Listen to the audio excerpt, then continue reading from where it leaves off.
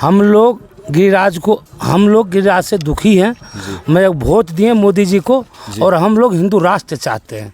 देखिए वोट दिए मोदी जी को, हम लोग हिंदू राष्ट्र चाहते हैं। जी आप चाहते हैं, लेकिन ये मुद्दा पर सर आप बताइए। कांग्रेस पार्टी ने हिंदू राष्ट्र हो जाएगा। देखिए हिंदू राष्ट्र हो जाएगा। अपने समाज में जो समस्या है, आपके क्षेत्र में समस्या, उस समस्याओं को तो रूबहू कराइएगा ना अपने संसद महोदय से कि हमारे क्षेत्र में इसी विकास होनी चाहिए। हम कहेंगे जैसे आप बोले। और बहुत ऐसे महिलाएं जो पुरुष हैं जो शिक्षित नहीं है, वो वोट देने गए, उन्हें पर्ची ही नहीं मिला, उन्हें पर्ची लिस्ट में है ही नहीं, लेकिन वोटर आईडी कार्ड है, हर चीज़ है, फिर भी उन्हें मत देने नहीं दिया गया। ऐसा उचित कार्रवाई भी होनी चाहिए। ये तो बहुत जगह से ऐसी शिकायत मिली है कि जिनका बूथ यहाँ पे है 10 किलोमीटर 15 किलोमीटर दूर उनका बूथ दे दिया गया। बहुत जगह मैंने बोला ही कि बहुत जीवित लोग को मृत घोषित कर दिया गया है। तो हम भारतवंशी, आप देख रहे हैं एक नज़र इंडिया। चलिए, आप लोगों से मैंने वादा किया कि लाख हमें दूसरे स्टेट में क्यों ना दे दे वोट गिराने का अधिकार, लेकिन जाकर मैं गिराऊंगा, क्योंकि मेरा पहला वोट था। और अपना अधिकार कैसे भाई छोड़ दे? जब अपना अधिकार हम नहीं लड़के ले सकते हैं तो दूसरे के अधिकार मांग के लेकर बौखने से क्या फ़ायदा।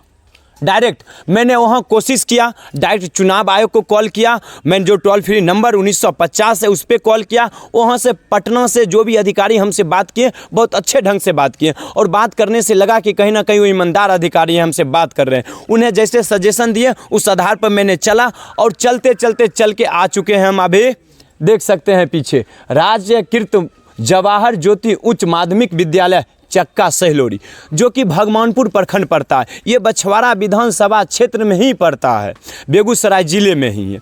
तो मेरे घर से अगर कहा जाए तो कहीं ना कहीं 25-30 किलोमीटर की दूरी पर हमें वोट देने का अधिकार जो केंद्र था, बूथ संख्या, तो यहाँ मिला। और यहाँ आके मैंने अपना ईमानदारी पूर्वक काम के आधार पर, जाति के आधार पर नहीं, ना ही धर्म के आधार पर, और ना ही इधर उधर झांसे में आकर जो मत था विकास के नाम पर, शिक्षा के नाम पर, रोजगार के नाम पर, स्वास्थ्य के नाम पर जो बातें करेंगे और भ्रष्टाचारियों के खिलाफ जो करेंगे, उन्हीं को हम मत देने का प्रयास किए हैं और करें भी हैं। ज़रा देख सकते हैं, और मुझे गर्व हो रहा है कि हमने अपना जीवन में प्रथम बार वोट गिराया, और आप लोग भी गिराए हैं। मुझे अच्छा लग रहा है कि कम से कम बेगूसराय ज़िले में ज़्यादा से ज़्यादा मतदान हो सके।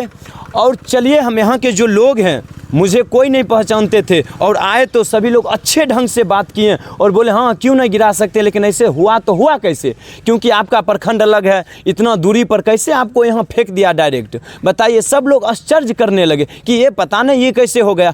आप लोग बताइए कि इसमें गलती किसका है। मैंने वोट गिराया, और यहाँ के जो ग्रामीण लोग हैं, जो लोग यहाँ हमें वोट गिराने में पूर्ण रूपेण सहयोग किए कि जाइए तुरंत अपना लेकर आए लिस्ट, उसमें मिलाएं और सब देखने के बाद वेरीफाई किए, और उसके बाद डायरेक्ट हमको बताएं रास्ता, आप इस रास्ते से चले जाइए और वोट गिरा कर आइए। मैंने वोट गिराया, वोट गिरा के आकर मैं कुछ बातें चीतें करते हैं।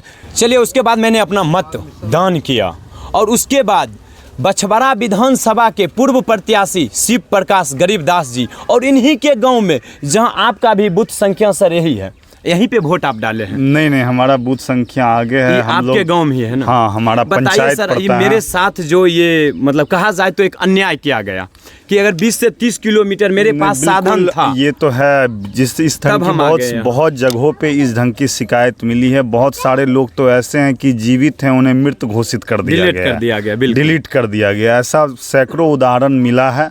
तो निश्चित तौर पे इसकी शिकायत हम लोग चुनाव आयोग से करेंगे, और निश्चित तौर पे इस पे शिकायत होनी चाहिए। और इस पे कि हमारे साथ जो इतना दूर से हम वोट गिराने के लिए आए, बताइए ये किसका गलती है? बताइए सर, आपका मत का अधिकार था, आप कहीं भी कर सकते हैं जी।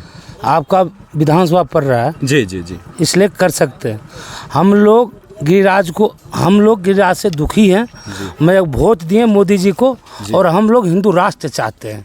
देखिए वोट दिए मोदी जी को, हम लोग हिंदू राष्ट्र चाहते हैं। जी आप चाहते हैं, लेकिन क्योंकि सर आप बताइए, कांग्रेस पार्टी ने हिंदू राष्ट्र हो जाएगा। देखिए हिंदू राष्ट्र हो जाएगा। देखिए वैसे नहीं करिए, बोलने दीजिए, जो भी बोल रहे हैं हल्ला नहीं कीजिए। कांग्रेस ने 70 साल राज, इधर आ जाइए।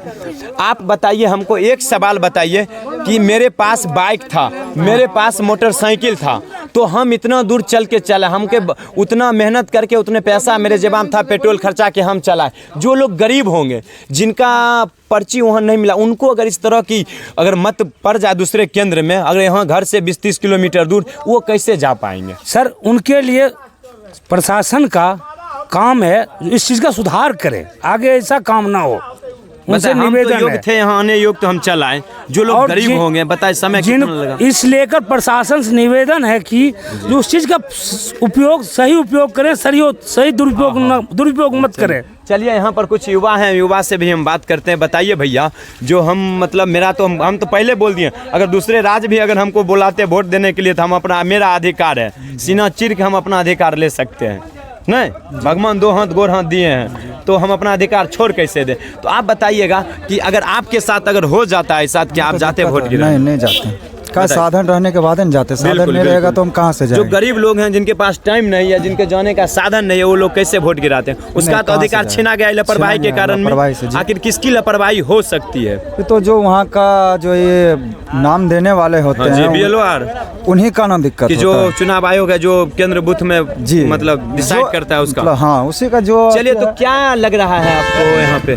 बाबा से बात कीजिए। बाबा तो पुराना आदमी है। कौन जीत रहे हैं? हटाइए, यहाँ से तो अवधेश राय जीत रहे हैं। चलिए ठीक है। उचित कार्रवाई भी होनी चाहिए। ये तो बहुत जगह से ऐसी शिकायत मिली है कि जिनका बूथ यहाँ पे है 10 किलोमीटर 15 किलोमीटर दूर उनका बूथ दे दिया गया। बहुत जगह मैंने बोला ही कि बहुत जीवित लोग को मृत घोषित कर दिया गया है।